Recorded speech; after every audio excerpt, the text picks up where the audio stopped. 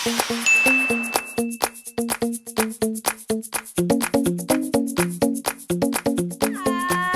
na. Eto na, oh. Uy, Yan. na-miss ko to. Rich, lika, try mo to. Ano? Thanks. Paalis na rin Ano ka ako. ba? Kumain ka na dito. Sobrang lambot nito. Tinik palang ulam na. Sige na, halika na, kumain ka na.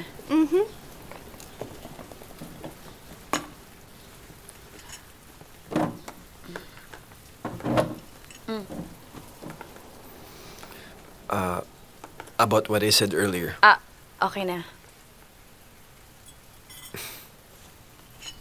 Ayan, try it.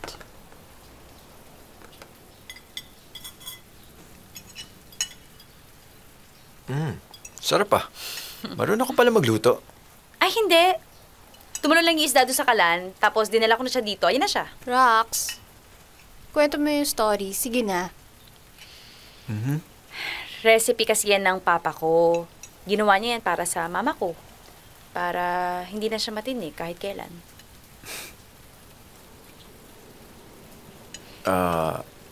Yun na yun? Maganda. Bitin nga lang.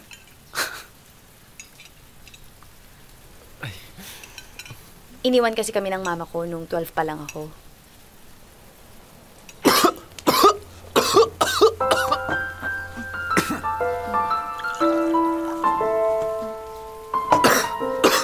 Asal na tinig yata ako.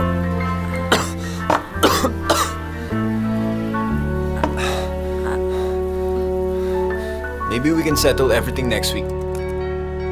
Yes, sir. I'll see you. Yep. Okay, thank you. Thank you so much. You Bye. haven't been answering my calls, Rich.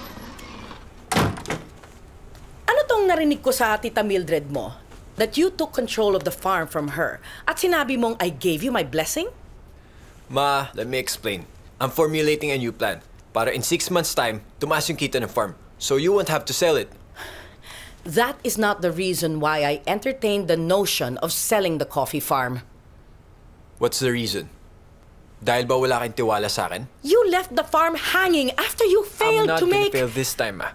I made damn sure of it and I double-dealed. According to my projections, for the farm to be able to have earnings in 6 months, hindi kakayanin kung isang coffee shop lang susupply natin. That's why I cultivated other options. Don't kid yourself. You're not cultivating options. You're doing business in bad faith. You should be ashamed of yourself. Ma, I'm just trying to save the farm. You're not trying to save the farm, okay? You're trying to get every bean that you need. And sooner or later, sasabit ka sa mga kadil mo. Hindi natin ibibenta yung farm, Ma. Dad worked so hard for this.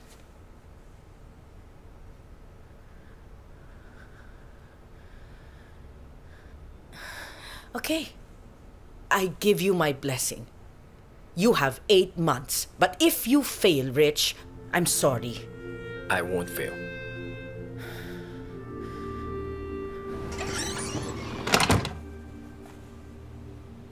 Binago mo?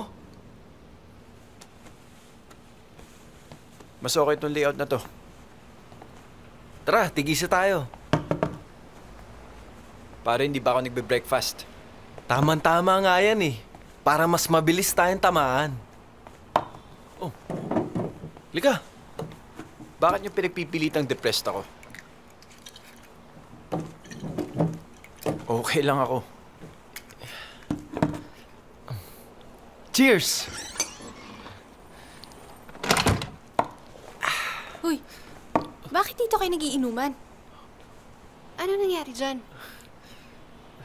Alam niyo sa tingin ko, parang hindi na to bagay sa interiors natin.